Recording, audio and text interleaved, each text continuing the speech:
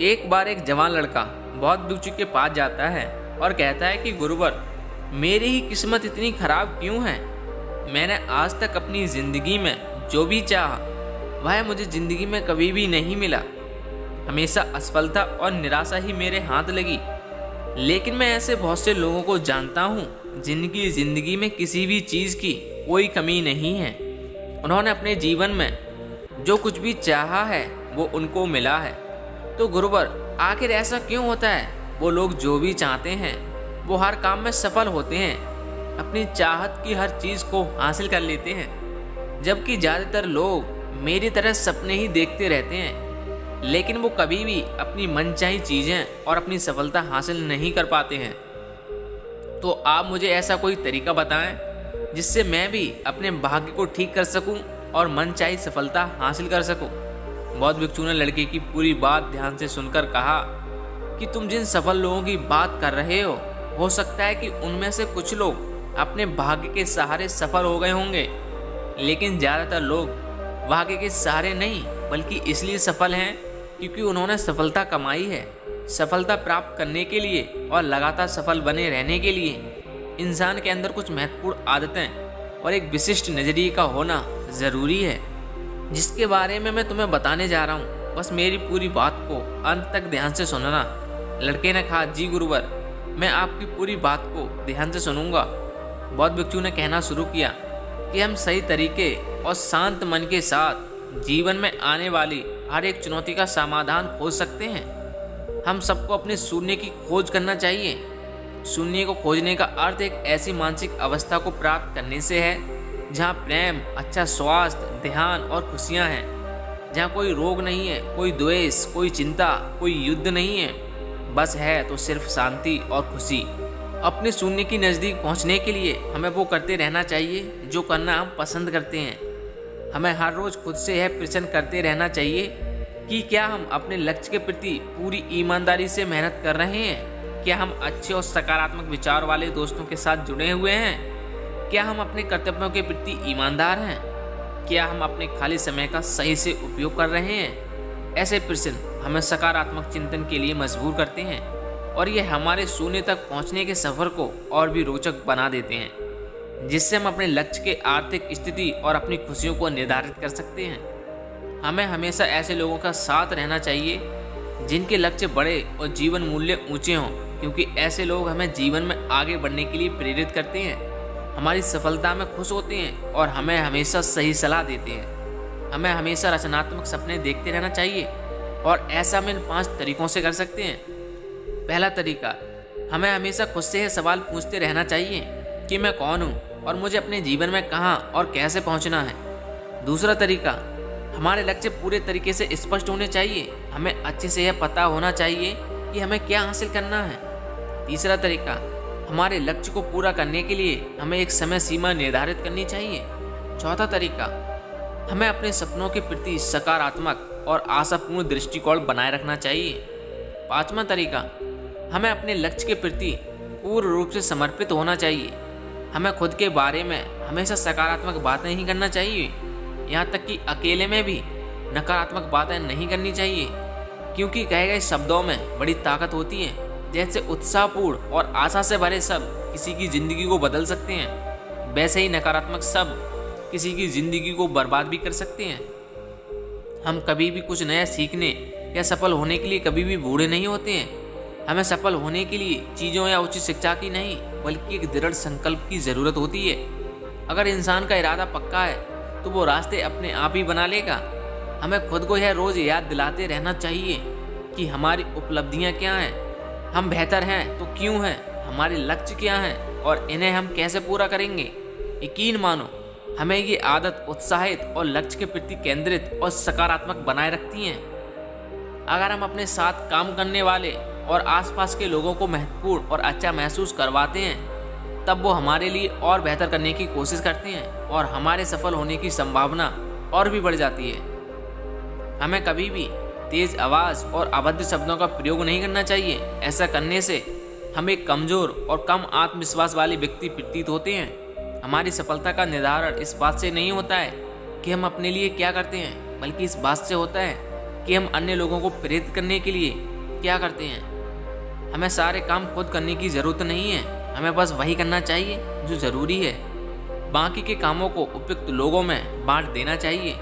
ऐसा करने से सामने वाला भी महत्वपूर्ण महसूस करता है और हमारा काम भी ज़्यादा आसानी और अच्छे से हो जाता है। हमें हमेशा जीतने के बारे में सोचना चाहिए, क्योंकि जीतने के बारे में जो सोचता है और विश्वास करता है वो वही जीतता है। यही जीतने का नियम है और ये ऐसे ही काम करता है। हमें इस बात का ध्यान रखना चाहिए कि हम अपने बच्चों के सामने अच्छा व्यवहार करें, क्योंकि एक छोटा बच्चा अपने माँ बाप के व्यवहार को ही एक आदर्श व्यवहार मानता है और उसे अपनाने की कोशिश करता है। इसीलिए हमें अपने आने वाली पीढ़ी को संस्कारवान बनाने का प्रयास करना चाहिए। हमें जो भी चाहिए उसके बारे में हमें पूछना चाहिए और खोजना चाहिए, दरवाजे खटखटाना चाहिए। हमें वो मिल जाएगा जो हम पाना चाहते हैं। सफल लोग अपने पूछने की कला से वह सब कुछ हासिल कर लेते हैं जो वो पाना चाहते हैं। किसी प्रश्न को सही तरीके से पूछना ताकि हम अपना मनचाहा उत्तर पा सकें, यह एक बहुत बड़ी कला है जो कि सफलता की कामना करने वाले हर एक व्यक्ति के अंदर होनी चाहिए। बौद्ध भिक्षु ने आगे कहा कि जीवन में सफल होने के लिए हमारे अंदर लीडरशिप क्वालिटी का होना बेहद आवश्यक है। हमें एक अच्छा लीडर बनने के लिए 7 आदतें अपनानी होंगी। पहली आदत, हमें अपने से जुड़े लोगों की मदद उनकी उम्मीद से बढ़कर करने का प्रयास करना चाहिए। दूसरी आदत, हमें खुद पर और अपने आप से जुड़े लोगों की काबिलियत पर विश्वास करना चाहिए। तीसरी आदत, हमें हमेशा सही को सही और गलत को गलत बोलने की हिम्मत दिखानी चाहिए। चौथी आदत, जब हमें पता चल जाए कि हम गलत हैं तो हमें तुरंत अपनी गलती स्वीकार कर लेना चाहिए। पांचवी आदत, हमें हमेशा अपने साथ काम करने वाले लोगों की सलाह लेनी चाहिए और उनकी इज्जत भी करनी चाहिए। छठी आदत, चुनौती के समय भी हमें अंदर से शांत और स्थिर रहने का प्रयास करना चाहिए। सातवीं आदत, हमें काम को इतनी लगन और जिम्मेदारी के साथ करना चाहिए कि हम दूसरे लोगों के लिए एक उदाहरण बन सकें और वो हमारे काम करने के तरीके का अनुसरण कर सकें। एक बात याद रखो, हमारा दिमाग बहुत अमूल्य चीज़ है। हमें इसकी देखरेख ऐसी करनी चाहिए जैसे हम दूसरी कीमती सामानों की करते हैं। हमने अब तक जो भी हासिल किया है या कर सकते हैं, उन सब का एकमात्र स्रोत हमारा दिमाग ही है। इसलिए हमें हमेशा अपने दिमाग को साफ सुथरा रखने का प्रयास करना चाहिए। इसके लिए हमें बुरी दहशत, नफरत भरी और नकारात्मक बातें फैलाने वाले लोगों से दूर रहना चाहिए और ऐसे लोगों का साथ करना चाहिए जिनके लक्ष्य बड़े और सोच सकारात्मक हो। हमें कभी भी जिम्मेदारियों से भागना नहीं चाहिए, क्योंकि जिम्मेदारी ही हमें एक मजबूत और अनुभवी इंसान बनाती है, जो कि बाद में हमारी बड़ी सफलता का कारण बनते हैं।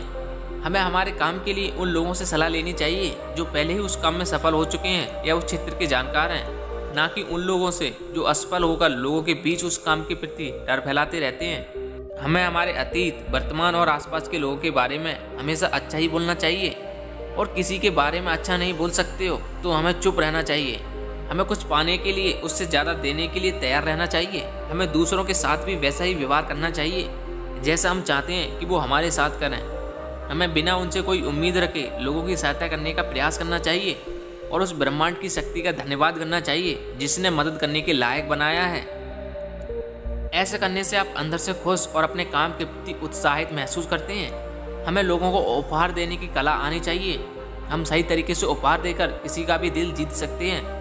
उपहार देने के कुछ तरीके हैं जिनके बारे में हमें पता होना चाहिए। फूलों के गुच्छे, महंगे सामान, फूलों से भरी टोकरी जैसे उपहारों से भी ज़्यादा अगर उस सामने वाले के दिल को कुछ छूता है तो वह है हमारे अमूर्त उपहार। जैसे हमारे किसी अपने के पास जाकर उनके साथ थोड़ा समय बिताना, किसी बीमार दोस्त के घर जाकर उसका हालचाल पूछना, हमारी सहायता करने वाले लोगों का धन्यवाद देने का प्रयास करना चाहिए। हमें किसी को उपहार देने से पहले उस उपहार को उस व्यक्ति के अनुरूप बनाने का प्रयास करना चाहिए जिसे हम उपहार देने वाले हैं। हमें उपहार देते समय उसकी कीमत पर नहीं बल्कि उपहार लेने वाले के उपहार के साथ भावनात्मक लगाव पर ध्यान देना चाहिए। अगर हम किसी को उपहार देते हैं जब सामने वाले को उसकी उम्मीद ही ना हो तो उपहार की कीमत अमूल्य हो जाती है। हमें उपहार देते समय उसे थोड़ा सजा के देना चाहिए, जैसे एक व्यक्तिगत पत्र के साथ या फूल के साथ। हमें हमारे साथ काम कर रहे लोगों के विचार और उनके अच्छे सुझावों और उनकी बुद्धिमत्ता की प्रशंसा करनी चाहिए। उन्हें काम के मुद्दों को लेकर प्रोत्साहित करना चाहिए। ऐसा करके हम उनके मनोबल को बढ़ाते हैं। वह खुद को महत्वपूर्ण, उपयोगी व आवश्यक महसूस करते हैं और हमारे प्रति उनका विश्वास और भी बढ़ जाता है। हम दूसरों पर अपना सकारात्मक प्रभाव उनके मन और आत्मा को सही पोषण देकर आसानी से बना सकते हैं और ऐसा उनकी सुंदरता, पहनावे, कामयाबी, घर के सामानों आदि की सच्ची प्रशंसा करके और उनके घर परिवार के बारे में बातचीत करके कर सकते हैं। जब हम किसी को बोलने के लिए प्रोत्साहित करते हैं और उन्हें ध्यान से सुनते हैं, फिर चाहे वह अपनी सफलता के बारे में बता रहे हो या फिर समस्याओं के बारे में, हमारा उनको ध्यान से सुनना उन्हें अच्छा महसूस करवाता है और ऐसा करके हम उनका विश्वास और समर्थन दोनों जीत सकते हैं। हमारे लोगों को ध्यान से सुनने की आदत हमें उनकी नज़रों में प्रभावी और गंभीर व्यक्ति बनाती है। हमारी हो रही बुराई इस बात का प्रतीक है कि हम आगे बढ़ रहे हैं, और जब हम पलटकर अपनी बुराई का जवाब नहीं देते हैं तो हम उस नकारात्मक प्रभाव को वहीं पर निष्क्रिय कर देते हैं। श्रेय या तारीफ मिले या न मिले, हमें अपना सर्वश्रेष्ठ देते रहना चाहिए। अभी हमारे काम का श्रेय भले और कोई लेता रहे, लेकिन सही समय हमें हमारे काम का पुरस्कार दिलवा ही देता है। जो लोग हमारे बारे में गलत बोलते हैं और हमारे काम का श्रेय लेने की कोशिश करते हैं, हमें उनसे बदला लेने के बारे में सोचकर अपना समय बर्बाद नहीं करना चाहिए, बल्कि उन पर दया करके उन्हें बीमार समझकर त्याग देना चाहिए। अगर हमारे अंदर करिश्मा है और अपने जवान के पक्के हैं, तो हमें सफल होने से कोई नहीं रोक सकता। करिश्मा एक दैव्य रूप से प्राप्त शक्ति को कहा जाता है, लेकिन आम जिंदगी में करिश्मा एक ऐसा व्यक्तिगत गुण है जो एक व्यक्ति को दूसरे व्यक्ति पर अधिकार देता है। करिश्मा को केवल अपने अंदर की आध्यात्मिक यात्रा को करके ही पाया जा सकता है, जिसके द्वारा अपने करिश्मा को जागृत और कायम रख सकते हैं। हमें ध्यान और एकांत के माध्यम से खुद को जानने और समझने का प्रयास करना चाहिए। हमें हमेशा विनम्र रहना चाहिए और कभी भी अपने धन और ताकत का दिखावा नहीं करना चाहिए।